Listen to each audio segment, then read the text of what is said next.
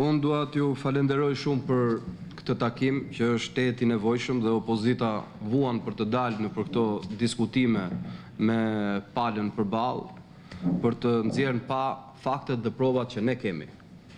Për hir të vërtetës, sondazhet për institucione të cilat duken në publik se bëjnë punë, sondazhe ka fituar Noriega në shtetin e vet sa herë ka dashur.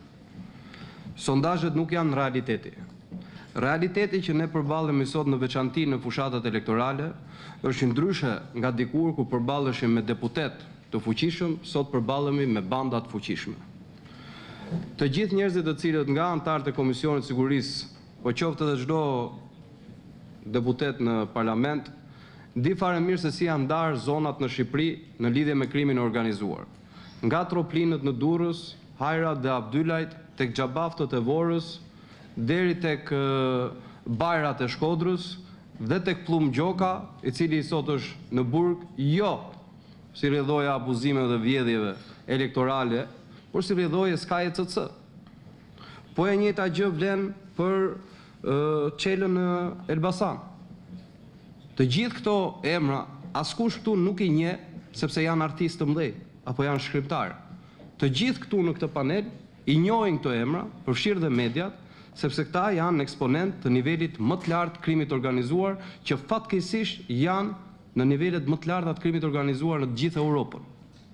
Dhe këto nuk i themi ne. Këto i thonë raportet ndërkombëtare, nga raportet e Interpolit tek raportet e Departamentit të Shtetit. Thënë kjo, disa raste janë të nevojshme për t'u bërë publike. Rasti i Vorrës, zonja Albana Vokshi, deputete, kryetarja e gruas të Partisë Demokratike, bashkë me vajzën e vet, janë kërcënuar në sy të mediave. Dhe duhet të dini që nga qendra e votimit, stacioni i policisë, rajoni i policisë, është vetëm 30 hapa larg. Dhe asnjë polic nuk guxonte do të vinte. Unë nuk i vej faj. Kur ata drekojnë dhe darkojnë me shefat e efektive të policisë, asnjë efektiv policisë do ketë guxim të shkojë atje. Rasti i Ergys Qyrbës, ne kemi denoncuar, personalisht e kam denoncuar, që në vitin 2018 dhe 2019 për lidhjet me strukturat kriminale se që ishin Hajrat. Ishte vetëm SKJCC që nxorri në pa se si një deputet fshinte një vrasës, dhe se si ky vrasës kishte fuqi që në partinë më të madhe që ishte në pushtet mund ta lëvizte nga numri 5 i listës për tek numri 3 i listës, që hapim dhe debatin e listave të mbyllura. Se kush i vendos në Partinë Demokratike, ne kemi procese zgjedhore. Qartazin Partinë Socialiste i vendosin Hajrat. Dhe kjo tani më e dokumentuar dhe e faktuar. Këto janë disa nga arsyet pse zoti Dumani u largua.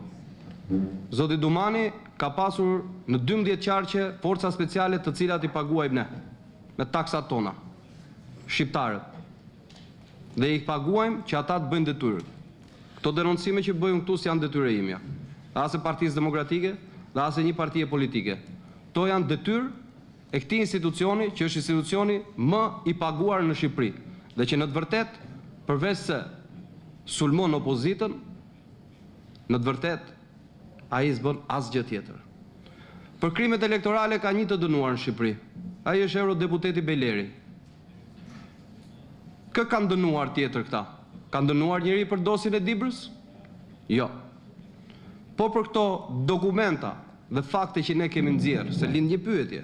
Në qoftë se ne kemi arritur të gjejmë dhe të vërtetojmë se Belinda Balluku ka bërë 800 legalizime në 2 javë në Fier, apo se bashkëpunëtorë të saj në Tiranë bëjnë legalizime 1 javë para zgjedhjeve, pse nuk i gjen dot SPAK këto? Në qoftë se ne gjejmë trenin bullgar në Elbasan, pse nuk i gjen dot SPAK këto? Në qoftë se ne gjejmë shitblerje vote apo vjedhjen marrjen e kartave identitetit në Petrel të hedhura në tokë, me foto, me video të publikuara, pse nuk i gjen dot SPAK këto? A nuk paguhet ky për të bërë këtë punë? Nëse nuk e bën dot iki. Në këtë kontekst jemi në një situatë të rëndë për vendin tonë. Të gjitha problematikat që ngriti paneli këtu, me shumë respekt për çdo diskutim, por ne s'kemi as ABC në zgjedhjeve. ne nuk zgjedhim dot. Ju tha zoti Këlliçi me të drejtë për zyrat ilegale elektorale, folën për transparencën. Kush i ka paguar ato zyra? Me para fushate jo, se janë pa logo, janë të pa deklaruara. Ne kemi kapur në flagrancë. Unë në zona Astirit, në Zberisht, Belindi tek qesia 5, dhe kush ishin aty brenda? Punonjës të administratës. Po kjo është administrata që do t'i marri përsipër? Që linin punën atje dhe shkonin të bënin detyrën e partisë. Kjo administratë dhe këto zyra ilegale elektorale. Në rastin e Belindit ishte Erion Braçe. Në rastin tim, sipas atyre që thon ata vetë dhe pa mohuar deri sot, ishte Blendi Gonxhe. Ju thon diçka këto emra? Janë 2 më të votuarit e Partisë Socialiste në Tiranë me zyra ilegale elektorale. U thash parë për raportin e OSB Odirit. Nga vitit 2009 dhe 2013, që kanë qenë raportet më të mira të OSB Odirit, kemi vetëm një rënje, përkeqësim. OSB Odiri në fjalinë e parë që tha pas zgjedhjeve ishte se me këto zgjedhje nuk hym në Europë. Komisioni Parlamentit Evropian dhe kryetarit e deleguarve të Parlamentit Evropian, të deputetëve deleguar në Shqipëri për vëzhgimin e zgjedhjeve, dha një nga deklaratat që nuk është dhënë kurrë për zgjedhjet në Shqipëri. Krimi organizuar nuk lejon rotacionin politik. Këto janë problematikat me të cilat përballet opozita, por jo vetëm ne, të gjithë ata të cilat duan të kenë zgjedhje të lira dhe të ndershme në Shqipëri. Unë do të kisha dashur që zoti Dumani të ishte sot këtu, sepse mbi të gjitha kam dhe një pyetje. Në cilin vend të botës mund të ndodhi që sistemi i drejtësisë të fshehë 52 flet arreste për kriminalët më të rrezikshëm, për kartelin më të rrezikshëm që ka sot Europa, që është karteli i Troplinit, se janë me port atje ata. 52 flet arresti u pritën të mbarojnë zgjedhjet, të zgjidhet Arken Balla, një njeri që 4 vite më parë mori 2000 vota, kurse tani ka marrë 5000 vota më shumë se sa mori vetë kryeministri i Arken Ballës në zgjedhjet e fundit. Pra këto janë ato të cilat Partia Demokratike shikon si problem, pa diskutim të gjitha diskutimet që u folën këtu, qoftë për transparencën e financave që siç u thash ne e duam, qoftë për barazinë gjinore, qoftë për komunikimin politik, por të kthehemi tek ABC-ja.